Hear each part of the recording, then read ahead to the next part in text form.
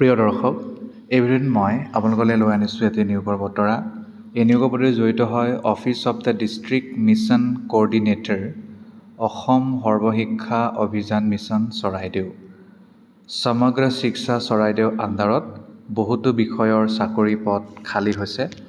Assistant teacher full time assistant teacher অসমীয়াৰ এটা পদ খালী, ফুল টাইম এছিষ্টেণ্ট টিচাৰ ইংৰাজীৰ 2টা পদ খালী, ফুল টাইম এছিষ্টেণ্ট টিচাৰ ছায়েন্সৰ 2টা পদ খালী, এটা জুলজি, এটা ফিজিক্স বা কেমেষ্ট্ৰি, ইমানেই আৰু মাষ্টাৰ ডিগ্ৰী থাকিব লাগিব আপোনাৰ নিজৰ বিষয়ত, তাৰ মানে অসমীয়াত, ইংৰাজীত, ছায়েন্সত, জুলজিত, কেমেষ্ট্ৰি বা ফিজিক্সত, আৰু লগত BEd থাকিব লাগিব, আৰু হাই ছেকেণ্ডেৰী টেট পাছ কৰা।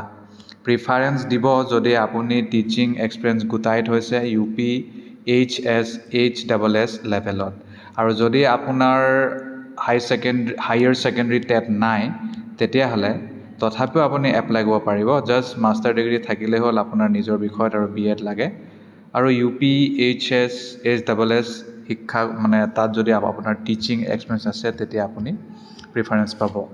হায়াৰ ছেকেণ্ডেৰী টেট কোৱালিফাইড থকাসকলে প্ৰতি মাহে 23,000 টকাকৈ লাভ কৰিব, আৰু যাৰ টেট নাই, নন টেট কেণ্ডিডেটসকলে 21,000 টকা প্ৰতি মাহে লাভ কৰিব। বয়স 45 বছৰতকৈ তলত 1/1/2024 যদি গণনা কৰে আপুনি। তাৰ বাহিৰে মহিলাসকলৰ কাৰণে, ফিমেল কাৰণে চাকৰিটো হয়, মেলৰ কাৰণে নহয়। অসমীয়া মিডিয়াম কেণ্ডিডেটৰ কাৰণে হয়। SC, ST, প্লেইন হিলছ য'ত যি ৰেহাই দিবলগীয়া আছে, OBC তেওঁলোকে পাব। আৰু যদি আপোনাৰ নেট নাই তথাপিও আপুনি চিলেকশ্যন পাই গ'ল, তেতিয়া আপুনি 3বাৰ পৰীক্ষাটো দি টেট পাছ কৰিব পাৰিব লাগিব। আৰু এজন ব্যক্তিয়ে এটা পষ্টৰ কাৰণেহে এপ্লাই কৰিব পাৰিব। এপ্লিকেশ্যনটো প্লেইন পেপাৰত আপুনি বনাব লাগিব। প্ৰথম লিখিব name of post applied for, তাৰপিছত নেম অফ এপ্লিকেণ্ট, তাৰপিছত পাৰ্মানেণ্ট এড্ৰেছ, তাৰপিছত আহিল আমাৰ address of communication, contact number, date of birth, শিক্ষাগত অৰ্হতা, ৱৰ্কিং এক্সপিৰিয়েঞ্চ ইত্যাদি।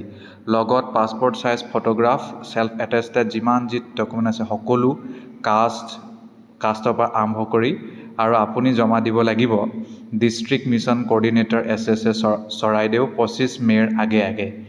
আপুনি যদি শ্বৰ্টলিষ্টেড হয় তেতিয়াহ'লে 30 মে'ত সেইটো কথা গম পাই যাব। আৰু ইণ্টাৰভিউ ভেৰিফিকেশ্যন এই 2টা বস্তু হ'ব office of the DMC, district mission coordinator সৰ্ব শিক্ষা অভিযান চৰাইদেউ। দিয়ে নিদিয়ে, আৰু আপুনি ডাইৰেক্ট ইণ্টাৰভিউত বহিবগৈ লাগিব। এডিশ্যনেল ডিষ্ট্ৰিক্ট কমিশ্যনাৰ কাম ডিষ্ট্ৰিক্ট মিছন কোঅৰ্ডিনেটৰৰ দ্বাৰা এই কথাটো জনোৱা হ'ল।